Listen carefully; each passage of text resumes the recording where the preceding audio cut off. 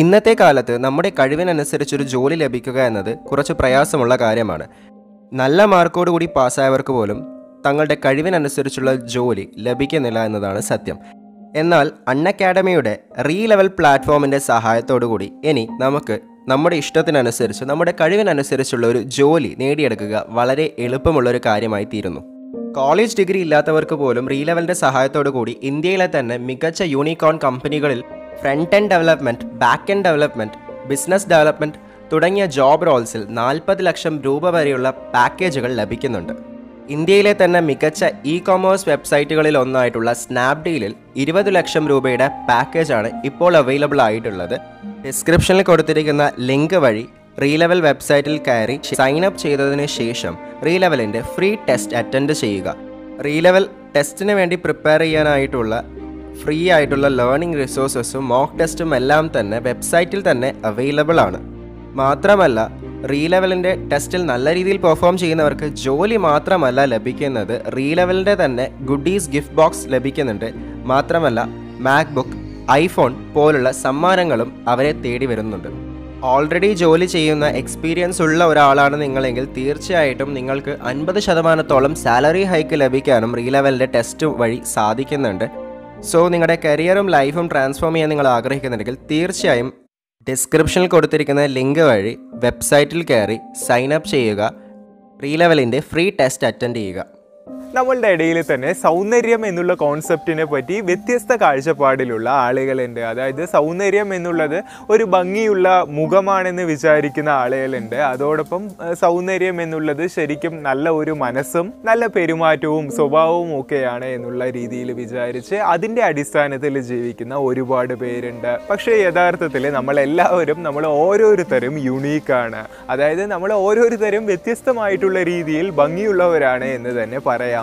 പക്ഷേ നമ്മളിപ്പോൾ ഫിസിക്കലി എങ്ങനെയുള്ള ഒരു വ്യക്തിയാണെങ്കിലും, അത് കറുത്തിട്ടുള്ള വ്യക്തിയാണെങ്കിലും വെളുത്തിട്ടുള്ള വ്യക്തിയാണെങ്കിലും അല്ല പലതരത്തിലുള്ള വ്യക്തിയാണെങ്കിലും നമ്മളുടെ ബ്യൂട്ടിയെ എൻഹാൻസ് ചെയ്യിക്കുന്ന ഒന്നാണ് ഹൈജീൻ, ശുചിത്വം എന്നുള്ളത്. ഏത് ശരീരാകൃതിയിലുള്ള ആളാണെങ്കിലും ഏത് നിറത്തിലുള്ള ആളാണെങ്കിലും ആളെ കുറച്ചൊരു നീറ്റായി ഒരു ഹൈജീനായിട്ട് വരുന്ന സമയത്ത് ആളുടെ ബ്യൂട്ടി ഒന്ന് വർദ്ധിക്കുമെന്ന് തന്നെ പറയാവുന്നതാണ്. ഇത്തരത്തിൽ നമ്മൾ ഹൈജീൻ ആയിരിക്കുന്നത് നമ്മളുടെ പല ഇൻറ്റേർണൽ ക്വാളിറ്റീസിനെയും നമ്മളുടെ തിങ്കിങ്ങിനെയും തന്നെ പുറത്ത് പ്രകടിപ്പിക്കുന്ന ഒന്നാണ് എന്ന് തന്നെ പറയാം. സോ ഈ ഒരു വീഡിയോയിൽ നമ്മൾ പൊതുവേ നോട്ടീസ് ചെയ്യാറില്ലാത്ത, പക്ഷെ ഇനി മുതൽ നമ്മൾ തീർച്ചയായും നോട്ടീസ് ചെയ്ത് ഇതിൽ കെയർ ചെയ്യേണ്ടതായിട്ടുള്ള ചില പേഴ്സണൽ ഹൈജീൻ, പേഴ്സണൽ കെയർ ടിപ്സാണ് നോക്കാൻ പോകുന്നത്. ഒന്നാമത്, ക്ലീൻ യുവർ ഇയേഴ്സ്. നിങ്ങളുടെ ഈ ഒരു വിരലെടുത്ത് ഈ ഒരു ചെവിയുടെ പിന്നിലായിട്ട് ജസ്റ്റ് ഒന്ന് റബ്ബ് ചെയ്യുക. നല്ല രീതിയിൽ ഒന്ന് ആക്കിയതിന് ശേഷം ഇവിടെ നോക്കുന്ന സമയത്ത് ഒരു ബ്ലാക്ക് കളർ ഡേർട്ട് അല്ലെങ്കിൽ ഒരു ചളി അടിഞ്ഞു കൂടിയിട്ടുണ്ടെങ്കിൽ നമ്മൾ ചെവിയുടെ ഈ പിൻഭാഗത്ത് തീർച്ചയായും ക്ലീൻ ചെയ്തിരിക്കണം. കാരണം ഈ ഭാഗമൊക്കെ നമ്മൾ പൊതുവെ അത്തരത്തിൽ കെയർ ചെയ്യാതെ വിടുന്ന ഭാഗമാണ്. അതായത് കാരണം ഈ പാട്ടൊന്നും അധികം ആരും തന്നെ പുറത്ത് കാണില്ലല്ലോ.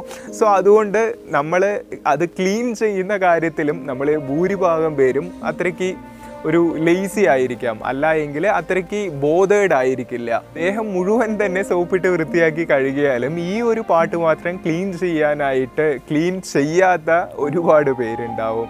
ഇതുപോലെ തന്നെയാണ് നമ്മളുടെ ചെവിയുടെ ഈ ഉള്ളിലായി കാണുന്ന ഈ ഒരു ഉൾപോർഷനും. ഈ പോർഷൻസ് നോർമലായിട്ട് നമ്മളുടെ അടുത്ത് കുറച്ച് ബേസിക് കോൺവെർസേഷൻ ചെയ്ത് പോകുന്നവർക്ക് അത്രയ്ക്ക് അത് മറ്റുള്ളവരെ നോട്ടീസ് ചെയ്യണമെന്നില്ല. പക്ഷെ നമ്മൾ അടുത്ത് ഇടപഴകുന്ന പലരും ഈ ഒരു പോർഷൻസ് നോട്ടീസ് ചെയ്യാനും ഒക്കെ സാധ്യതയുണ്ടാകും.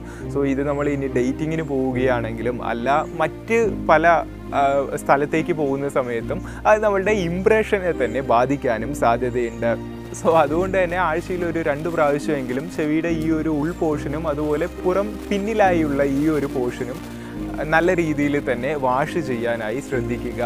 രണ്ടാമത്, ക്ലീൻ യുവർ ടങ്. പലരും നിങ്ങൾ തന്നെ നോട്ടീസ് ചെയ്തിട്ടുണ്ടാവും, അല്ല എങ്കിൽ നിങ്ങൾ തന്നെ ആർക്കെങ്കിലുമായി തോന്നിയിട്ടുണ്ടാവും. അടുത്ത് പോയി സംസാരിക്കുന്ന സമയത്തോ അല്ല എങ്കിൽ മറ്റാരെങ്കിലും അടുത്ത് വന്ന് സംസാരിക്കുന്ന സമയത്തോ വായിൽ നിന്ന് ഒരു ദുർഗന്ധം വരുന്നത്. ഈ ഒരു ദുർഗന്ധം എന്നുള്ളത് പലപ്പോഴും അവരുടെ വയറ്റിലുണ്ടാവുന്ന പ്രശ്നങ്ങൾ കാരണവുമാവാം. അതുപോലെ അവരുടെ ടങ്ക് അല്ല എങ്കിൽ ടീത്ത് പോലുള്ള കാര്യങ്ങൾ വൃത്തിയായി ക്ലീൻ ചെയ്യാത്തത് കാരണവും സംഭവിക്കാം. നമ്മളൊരു സ്ഥലത്ത് എത്ര തന്നെ എക്സിക്യൂട്ടീവ് ലുക്കിൽ എന്ത് തന്നെ ആയിപ്പോയി അവിടെ പോയി എന്ത് തന്നെ സംസാരിച്ചാലും ഇത്തരത്തിൽ ഒരു ദുർഗന്ധം ഉണ്ടാവുന്നത് നമ്മളുടെ ഒരു കംപ്ലീറ്റ് ഹൈജീനെ തന്നെ ബാധിക്കും. സോ അതുകൊണ്ട് തന്നെ ഫുഡ് കഴിച്ച് കഴിയുന്ന സമയത്ത് വായ വൃത്തിയായി കഴുകാനും 2 നേരം ബ്രഷ് ചെയ്യാനും ഇടയ്ക്ക് മൗത്ത് വാഷ് ചെയ്യാനും ഒക്കെ ശ്രദ്ധിക്കുക. അതുപോലെ ടങ് ക്ലീൻ ചെയ്യാനായിട്ട് നമുക്ക് ടങ് ക്ലീനർ യൂസ് ചെയ്യാവുന്നതാണ്. അതും പറഞ്ഞ് ഒരുപാട് വളരെ സ്റ്റീലിൻ്റെ ഒന്നും നമ്മൾ യൂസ് ചെയ്യേണ്ട ആവശ്യമില്ല.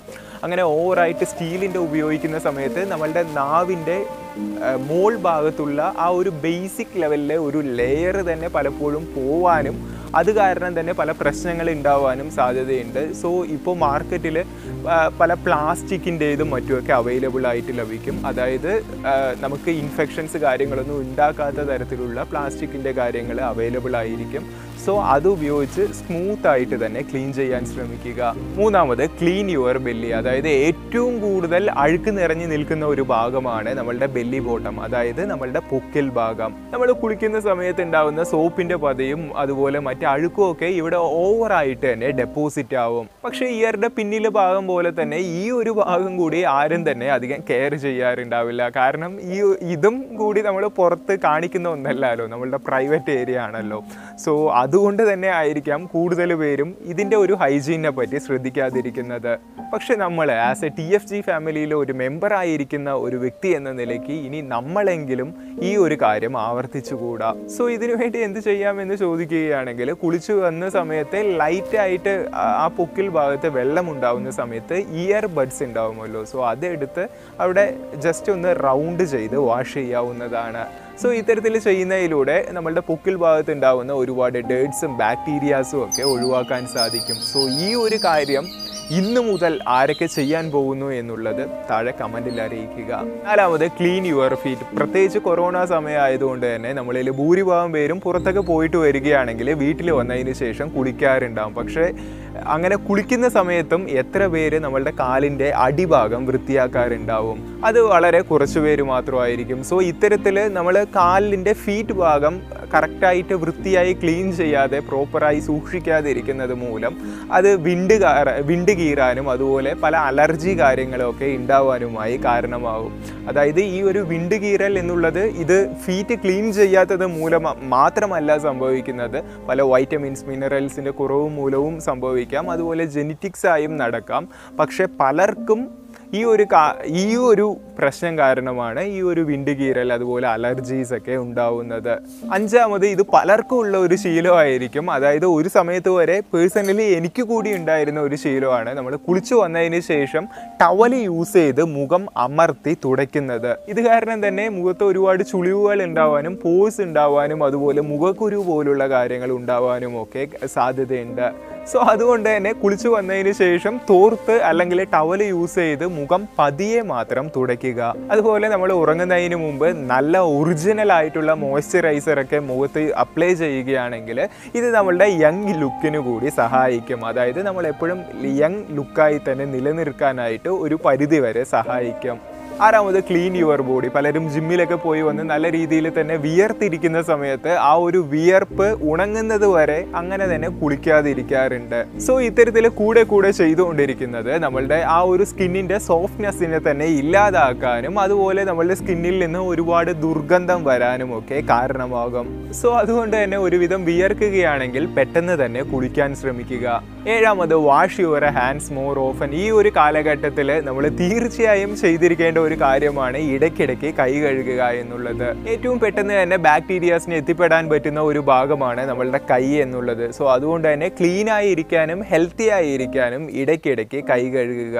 എട്ടാമത് ക്ലീൻ യുവർ നെയിൽസ്. ചിലരുടെയൊക്കെ നഖത്തിൻ്റെ ഇടയ്ക്ക് നോക്കുകയാണെങ്കിൽ ഒരുപാട് ഡേർട്സും അതുപോലെ ഒരു ബ്ലാക്ക് കളറിലായി കാണാൻ പറ്റും. സോ ഇതിലൂടെ തന്നെ ആ ഒരു മനുഷ്യൻ്റെ പേഴ്സണാലിറ്റി മനസ്സിലാക്കാവുന്നതാണ്. അതായത് ഇത് പാടത്ത് പണിയെടുക്കുന്നവരെയോ അല്ല എങ്കിൽ മെക്കാനിക്കലായിട്ടുള്ള പല വർക്കുകൾ ചെയ്യുന്നവരെയോ അല്ല എങ്കിൽ ഇത്തരത്തിൽ പെട്ടെന്ന് തന്നെ നഖത്തിൽ അഴുക്ക് അടിഞ്ഞുകൂടാനുള്ള വർക്കുകൾ ചെയ്യുന്ന വ്യക്തികളെ അല്ല ഞാൻ ഇവിടെ ഫോക്കസ് ചെയ്യുന്നത്. നോർമലായിട്ട് തന്നെ ഈ നെയിൽ ക്ലീനിങ് എന്നുള്ളത് ഇതൊന്നും ചെയ്യാതെ തന്നെ നെയിൽ ക്ലീനിങ് ചെയ്യാത്ത വ്യക്തികളെയാണ്. എപ്പോഴും ഒരു ഹെൽത്തി ആയിട്ടുള്ള ലൈഫ് സ്റ്റൈലിൽ ജീവിക്കുന്നവർ അവരുടെ കൈകാലുകളിലെ നഖം വെട്ടി വൃത്തിയാക്കാനായി എപ്പോഴും തന്നെ ശ്രദ്ധിക്കുന്നവരായിരിക്കും.